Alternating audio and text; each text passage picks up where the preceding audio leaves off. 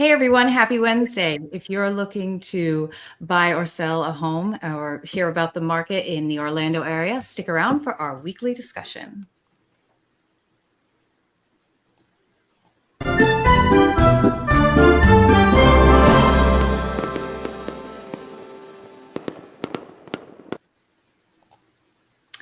Hey everyone, welcome to our Near Disney show for this Wednesday. We're happy that you have joined us. And I'm Virginia Carlson, also known as Cinderella on the Dream Team.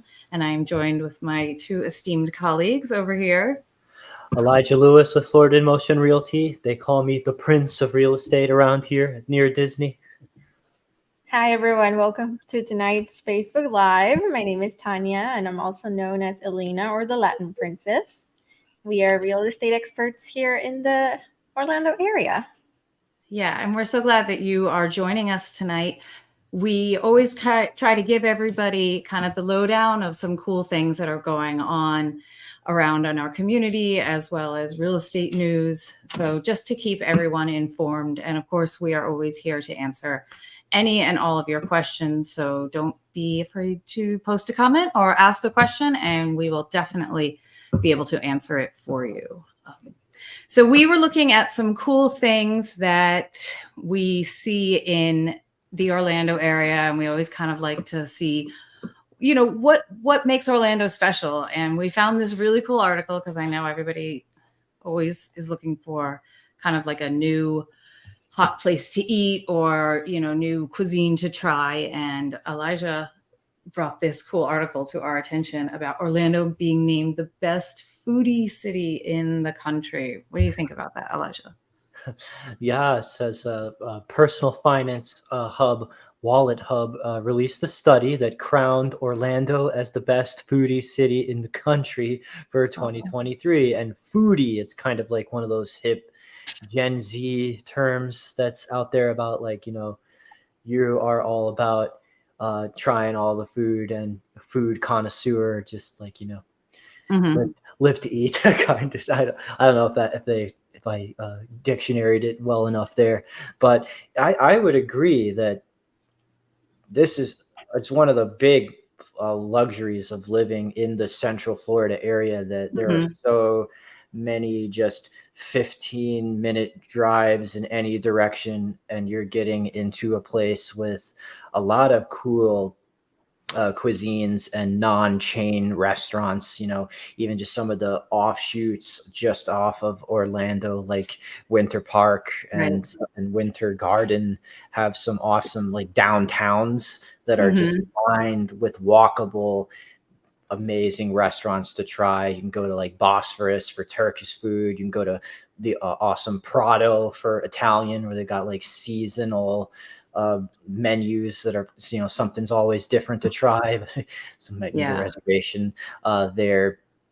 So yeah, it doesn't surprise me that like looking at, they said like 180 cities, they just said that based on a multiplicity of factors like affordability, high quality, specialty foods per capita, and even like density of grocery stores. Like you will see there, we got Trader Joe's around, we've got Whole Foods around, we've got, you know, Publix. When I moved from the Midwest, and I fell in love with Publix down here. There's just great service and great, it's always clean in a lot of these places. So yeah, just for restaurant diversity, even just within the little pockets of downtowns or the downtown Orlando strip, it's a big bonus of coming to live here. Yeah, I think you make a good point with the grocery stores, because, you know, people definitely want to be able to, you know, try out different restaurants, but a lot of these, you know, budding chefs, foodies, they like to do it themselves. So having a plethora of choices as far as like where you want to shop is a great option as well. I like that. I love the restaurant 60 Vines in Winter Park. Yes. It's really good. It's really cool. They have 60 wines on tap, and you don't usually think of wine being on tap, but what it does when you have it on a tap is that it keeps it very fresh versus just putting the cork back in and putting it in the fridge. So the tap will keep it nice and fresh, and they have a great selection. So and the food is really good too. And it's just one of my favorite restaurants. It's a good place to go. Yeah, I love that one. That's a good pick. Mm-hmm. Yeah, that is good. I love Briar Patch in downtown Winter Park. And well, they're only open 7 to 4, but if you get there early, you won't have to wait in line. Yeah. Good for brunch. Good for brunch, breakfast, Yeah. delicious. Briar Patch makes me think of Splash Mountain. That was The old smack the old splash mountain. nostalgic for Disney. You know, just got to tie everything to Disney. Yeah, here. right. That's true. From the Briar Rabbit. All right, well, cool. I just thought I'd share the word that if you're on the fence, maybe we could tempt you to follow your nose here to Central Florida. Yeah, definitely. So we had some other cool Orlando or Florida news, actually. I guess that's more of what we were talking about in that Florida has now surpassed New York in um, topping home values Wow. for our state. So that's exciting news for our I state. know. It's so exciting. I mean, it's everyone has been looking at the changes, in the real estate market in the U.S. has seen some remarkable changes this past year. And there was a study by Zillow on the U.S. housing market. There's been an increase over 2.6 trillion in value this past year. Wow. And what's really impressive is that Florida has taken a center stage in this movement. In the latest analysis, Sunshine State has claimed the second spot in total real estate value, surpassing New York State. We are still below California, but it's pretty impressive if you think about it. California still maintains 20% of the entire market, but we are right below them now. And, we might wonder if these figures are truly reliable. But after they assessed the values, they discovered that indeed this has happened, and it's very shocking. But the housing market right now hovers below $52 trillion, surpassing the peak in June of 2022 by 1.1 trillion. So this has attributed to a 0.7 increase in the average home value. And speaking of Florida, it's no coincidence that 4 of the 6 markets experiencing the most significant value growth are Tampa, Miami, Jacksonville, and let's not forget about Orlando with 72.3%. So, yeah, it's a steady influx of new homes. Oh, that's something else that was very interesting to hear, about the new construction. I know we've been going over to different places here in Central Florida. Yep. But, the influx of new homes entering the market has helped alleviate the inventory deficit that we had. Absolutely. And interest rates still remain elevated, but these new homes will continue to play a significant role in adjusting the housing market. Yeah, I agree with that. The new construction is definitely trying to even out that deficit, trying to make it so people can really find the home that they want. And also this article, which is exciting, also they say that Southern Florida and Tampa, they also made the top 20 most valuable metro list. So it seems that all of Florida is, trying to do well with the home values here. Very impressive. And we have seen increase in inventory recently. Right. Yeah, it's climbing a bit. And of these values going up, they've hopefully given a significant number of owners an increased amount of equity with, especially like the farther back that you bought when it comes to maybe resizing the square footage in your home. So maybe that potentially huge chunk of equity in certain cases could be the mitigating factor for if I sell, I have to buy. Well, if you have, in addition to the loan, you could get this gigantic amount of cash from your equity, and maybe even you're trying to sort of right size into a smaller home. I mean, maybe that just takes most of the pain away from making that decision. Yeah, definitely. That's a good point with the equity. So something interesting happened last week in Congress. where Congress agreed to extend flood insurance for Floridians, which is a huge deal for us who live in Florida. And what does that mean? I guess we could try to explain that here. When Congress extended the flood insurance last Friday in a last minute vote, which is a great thing, the funding has been extended to November 17th now.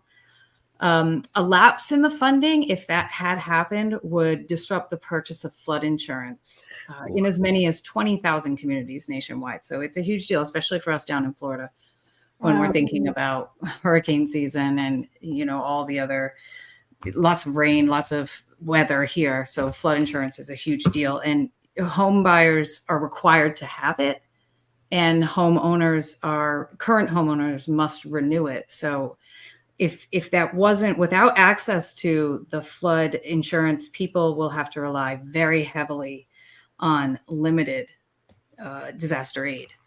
So it makes it affordable for people, and it's definitely a good thing that we're happy to see what happens. I know I was following that to make sure that the Senate voted for it or passed it.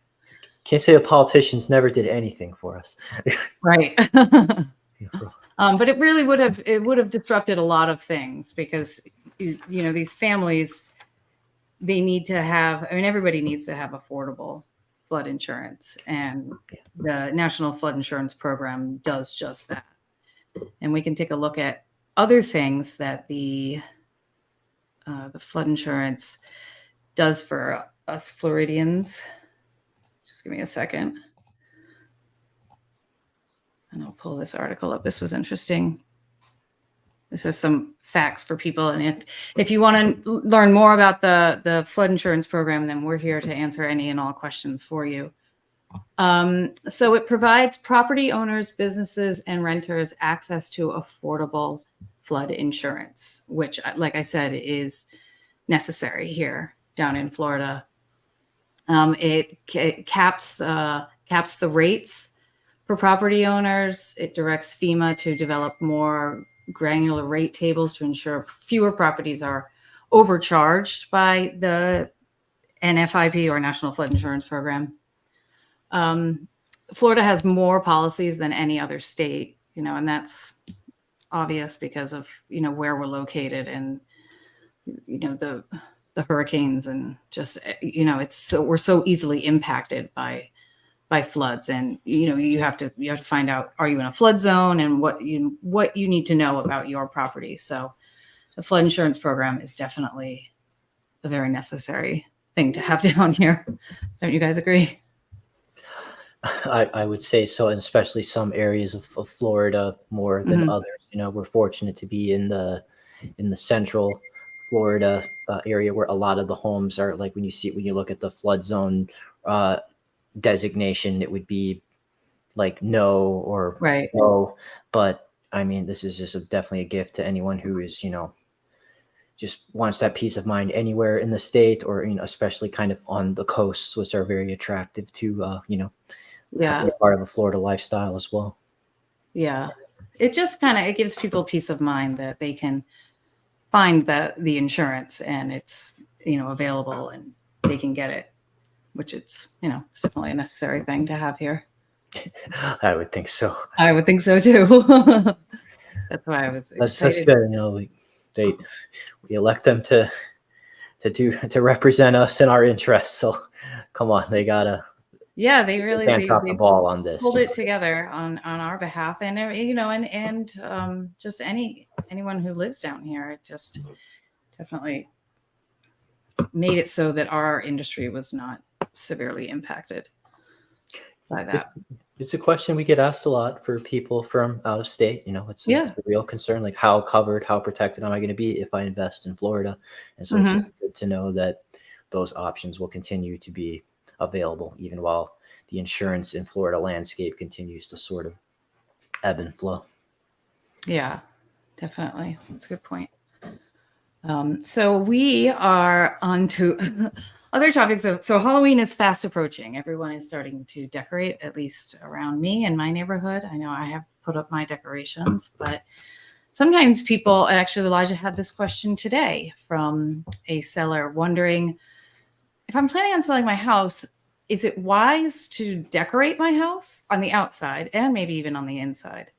So we were talking about this earlier, and we actually found an article that addressed this specific topic, because I guess this is a question on people's minds that they want to know how much decor is okay if I'm going to sell my house.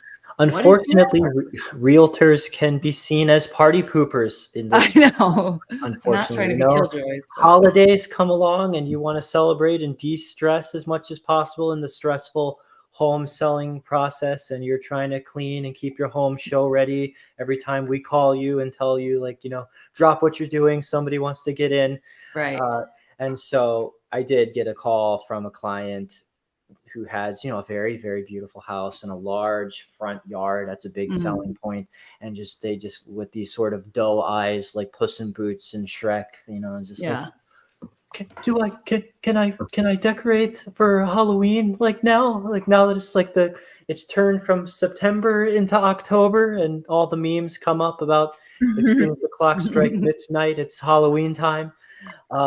And we just had to have a little bit of a serious discussion about how that level of intensity of Halloween decor would affect potential showings and interest. And of course, the number one priority, which is getting that home secured, fast and under contract with, the as close to that desired asking price as possible. So you need to know how much decor is too much when your house is on the market. And generally speaking, yes, keep it to a minimum. And if you must, then this article suggests that try to keep it cute rather than scary. Yeah, I agree with that. Yeah, I think everybody's normal till you see what Halloween decorations they put out. And you can see some real morbid personality types and sense of humor that goes out there.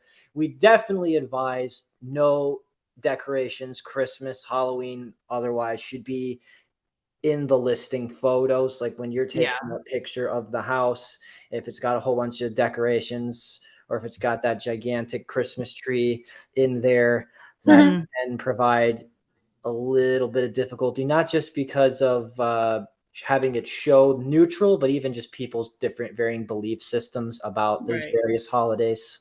Yeah. Yeah. I mean, can you imagine if you were having some people come in and they had little children and you had like all this scary stuff out? That would be very off-putting, I think. So I definitely agree with that. Like, sorry, I was just charging my computer. You don't want anyone to say I had nightmares after I went into or like my child went home crying.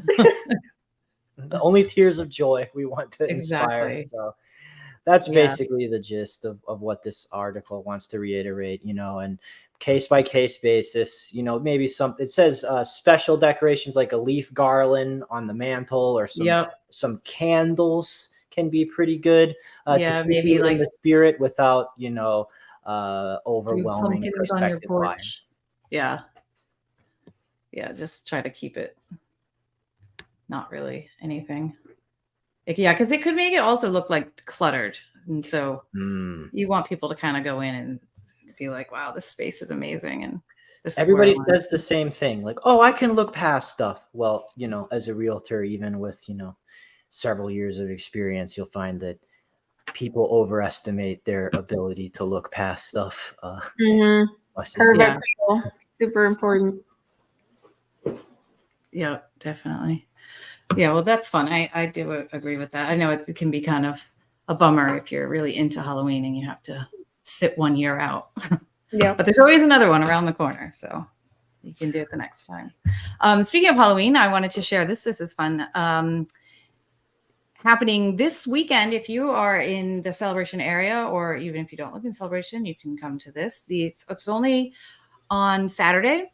The high school is putting on a haunted house from 5 to 11 p.m. Tickets are $5 each and $3 if you have a student ID. So a little bit less if you have a student ID. should be fun. I know that the schools used to do, like a few years ago, they used to do a fall fest where they had, at least at the elementary school, they had kind of like a Halloween, a haunted house set up at the school, but it hasn't happened in the last few years. So I'm glad to see that something like this is coming back. So again, it's at Celebration High School this Saturday from 5 to 11 p.m. And I think probably all the proceeds probably go to the school in some way. So it's a good cause. It's something to check out if you have kids, or even if you don't, just something fun to do this Saturday. Yeah, how fun. I had it'd give you a reason to get back. I mean, apart from the high school reunion, right? Yeah, right. To see cool way to, bond with your kids and just kind of get another chance to get in there for something a little less serious than a parent-teacher conference. Exactly. Yeah, add a little levity to the situation. But I think it looks like it would be something fun. And I always like to see how creative the kids are that, set those things up. I always come up with some really good ideas. I'm sure they're very creative. Absolutely. Well, I think we covered some good stuff this week. And thank you, everyone who tuned in. And again, like and subscribe to Near Disney, and leave us any comments, any questions. And we're always here to answer your questions and give you more information on any kind of topics that you'd like. We are here to help you. Definitely. Absolutely. Yes. Thank you very much for joining us today. Yeah. See you next Wednesday when Spooky Month will continue. Yes. We'll have more spooky stuff. Bye. See you.